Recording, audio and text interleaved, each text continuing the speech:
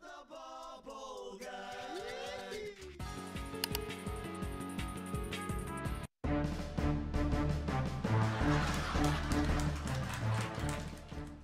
gabi, Brian! Brian, ngayong gabi tatalakayin natin ang isyong kinasasangkutan mo. Unang-una ang akusasyon ng iyong ina na nangungupit ka raw sa kanyang pitaka. Bagamat wala rito ngayon ang iyong ina para makapanayam natin, meron akong karagdagang ulat. Martes, alas 8:45 ng gabi nang pumasok ka raw sa kwarto namin at naghalungkat sa loob ng aparador. Hanggang sa matagpuan mo ang isang itim na handbag.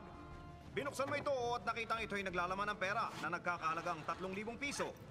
Kumuha ka raw ng 500 at agad na ibinalik ang bag sa loob ng aparador.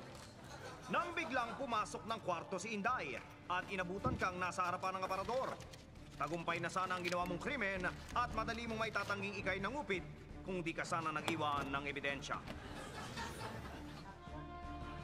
At hindi lang yan, Brian, ang kasong tatalakayin natin. Napag-alaman ng MGG na mismong sa eskwelahan mo ay may nakabinbin namang kaso ng pamboboso laban sa'yo. Narito ang aking karagdagang report.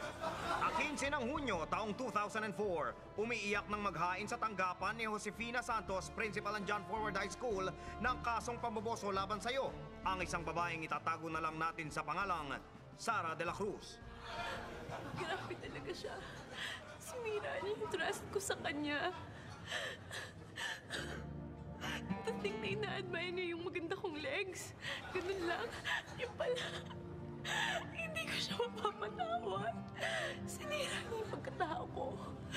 Hindi ko mapapatawad yung ginawa niya. Tinuri ko siyang kabarkada. Kapatid. Anak. He violated me. Ako na teacher niya. Ginawa niya sa akin yun.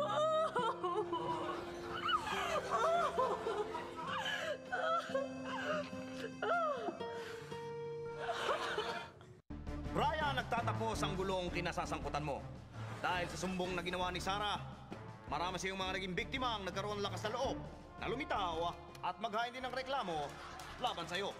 Brian, isa si Katrina sa mga nagsampa pa ng reklamo laban sa iyo. Brian? Sir, hype po talaga yan si Brian kasi lagi po siya nambuboso ng mga kaklase namin.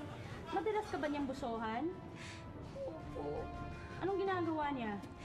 Eh di, may nilaglalagay po siya ng malitas salamin sa may sapatos po niya. Tapos tinututok po niya yun sa ilalim ng palda namin. May kasama ba si Brian? Meron po.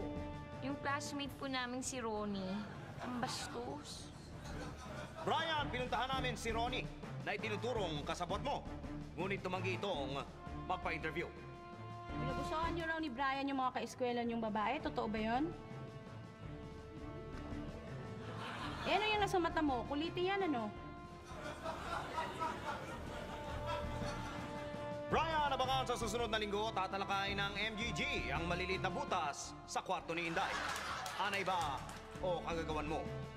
At iimbestigahan din natin ang mabilis sa pagkaubos ng baby lotion at shampoo dito sa ating bahay. At ang follow-up report tungkol sa iyong pamboboso.